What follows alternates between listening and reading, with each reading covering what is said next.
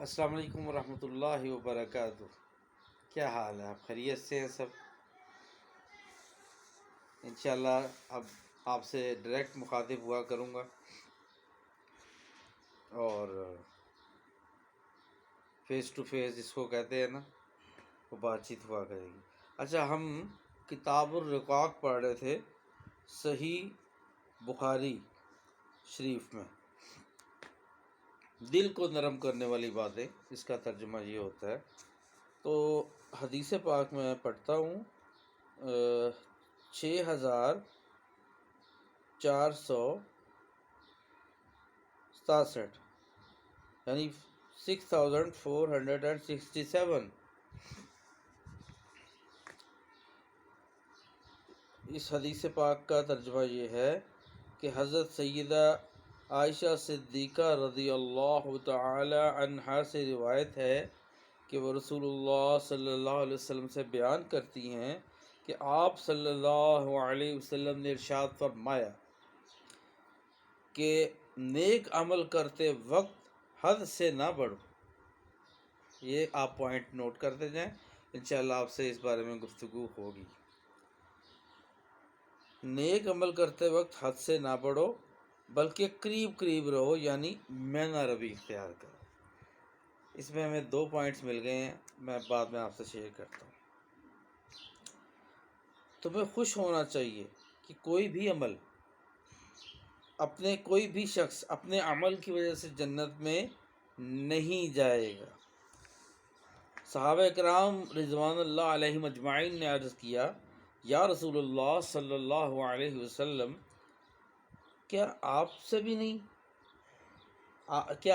اللہ علیہ وسلم بھی نہیں؟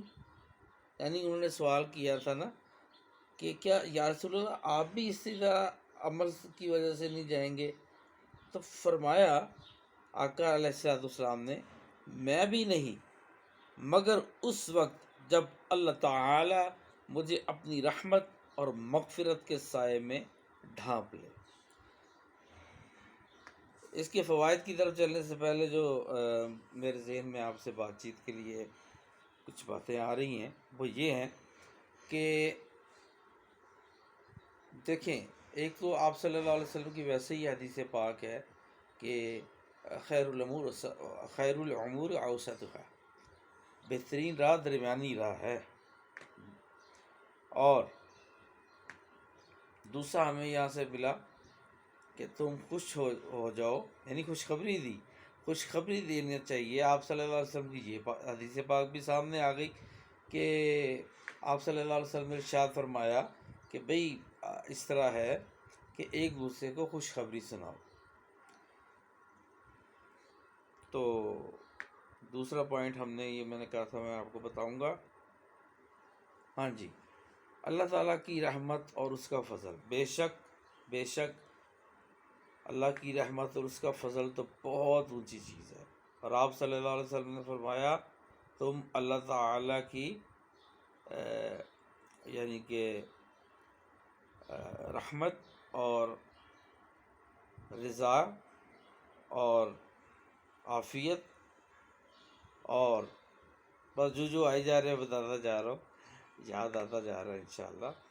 تو یہ چیزیں مانگا کرو، اور اس میں سب سے بڑی چیز ہے فضل، اللہ کا فضل۔ آپ صلی اللہ علیہ وسلم نے فرمایا کہ بہت اونچی چیز ہے، لہذا تم جب بھی مانگو اللہ کا فضل مانگو۔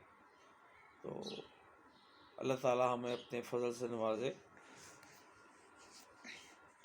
اچھا، اسی حدیث کے تحت امام بخاری رحمہ اللہ نے ایک دوسری روایت بھی پیش کی ہے کہ سیدہ عائشہ صدیقہ رضی اللہ تعالی عنہ سے روایت ہے کہ وہ رسول اللہ صلی اللہ علیہ وسلم سے بیان کرتی ہیں کہ آپ صلی اللہ علیہ وسلم نے فرمایا، میانہ روی اختیار کرو اور خوش رہو۔ دیکھیں وہی چیز آ گئی نا، ٹھیک ہو گیا۔ اچھا، اب ہم اگر ادھر غور کریں اس بات پہ تو ہمیں کیا کیا پتہ چلتا ہے، فوائد کیا کیا ہیں وہ بھی ذرا دیکھنے چاہیے۔ فوائد، اس کی طرف بھی توجہ رہے۔ ان احادیث میں کسی بھی کام کو میانہ روی کے ساتھ ہمیشہ کرنے کی اہمیت و افادیت بیان کی گئی ہے۔ اس عنوان کے دو اجزاء نہیں بلکہ ایک ہی بات کے دو رخ ہیں، کیونکہ اسی کام کو ہمیشہ کیا جا سکتا ہے جو میانہ روی اور اعتدال کے ساتھ کیا جائے۔ اس میں افراط و تفرید سے اس کی افادیت بہت مجروح ہو جاتی ہے۔ اس کی مثال میں آپ کو اس طرح دے سکتا ہوں، یہاں نہیں لکھی۔ آسان ورڈ میں افراط و تفرید یہ ہوتا ہے کسی چیز کو بہت بڑھا دینا اور یا کسی چیز کو بہت کم کر دینا، یہ دونوں افراد و تفرید میں آتے ہیں۔ تو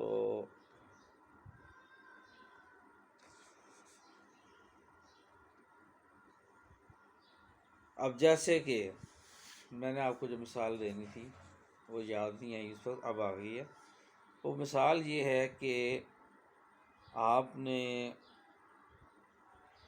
تہجد شروع کی مثال کے طور پر، اور آپ تہجد پڑھتے رہے، یعنی کبھی 8 پڑھ لیں، کبھی 12 پڑھ لیں، کبھی 4، کبھی 2، کبھی چھٹی۔ تو اس طرح نہیں، بلکہ یہ اس طرح چلے گا کہ اس میں آپ میانہ روی رکھ کے رکھیں، بے شک 4 رکعت ہی پہ اکتفا رکھیں، ٹھیک ہے۔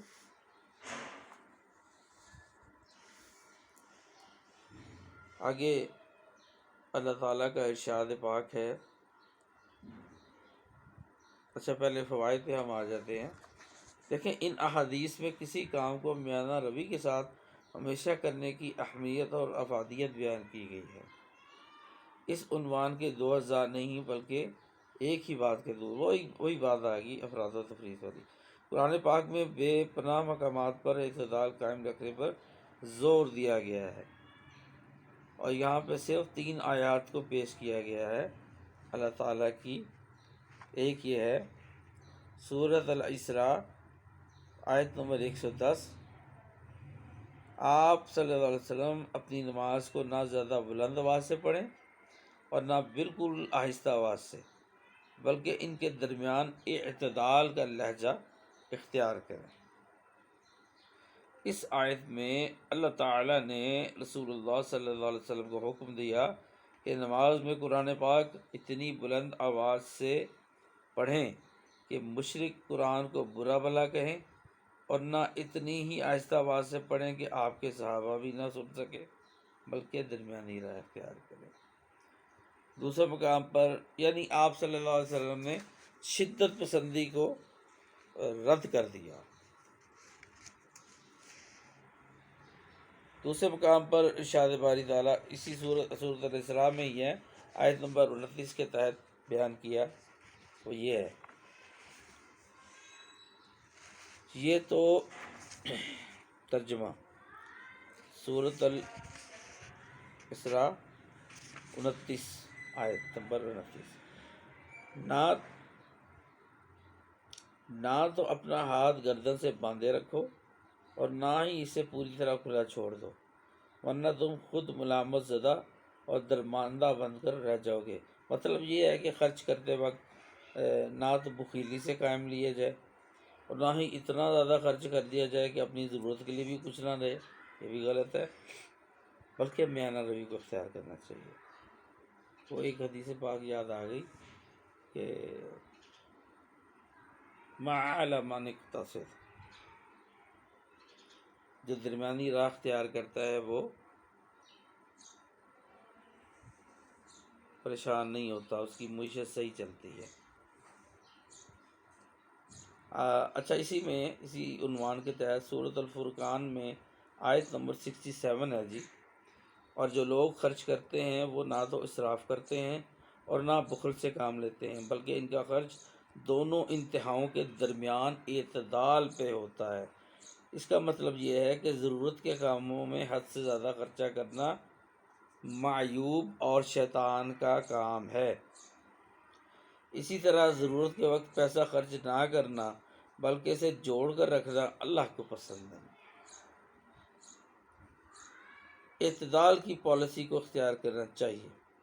اسراف اور بخل کے درمیانی صفت کو اقتصاد یا قصد کہتے ہیں، ٹھیک ہے جی۔ اسی صفت کو اسلام نے پسند کیا۔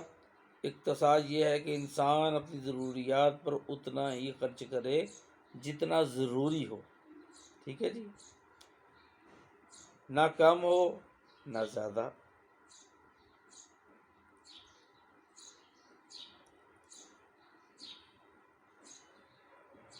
اور ان تمام احادیث اور آیات کو بیان کرنے کا یہی مقصد ہے امام بخاری کا، وما علینا الا البلاغ المبین۔ اب ہم انشاءاللہ حدیث نمبر 6468 سے شروع کریں گے۔ وما علینا الا البلاغ المبین، صدق اللہ العظیم، صدق رسولہ الکریم، علیہ افضل الصلاۃ والتسلیم۔ تو انشاءاللہ آپ سے گفتگو رہا کرے گی، اور بڑا اچھا لگا مجھے آج اس طرح فیس ٹو فیس آپ سے بات کر کے، تو یہ بڑے اعزاز کی بات ہے میرے لیے۔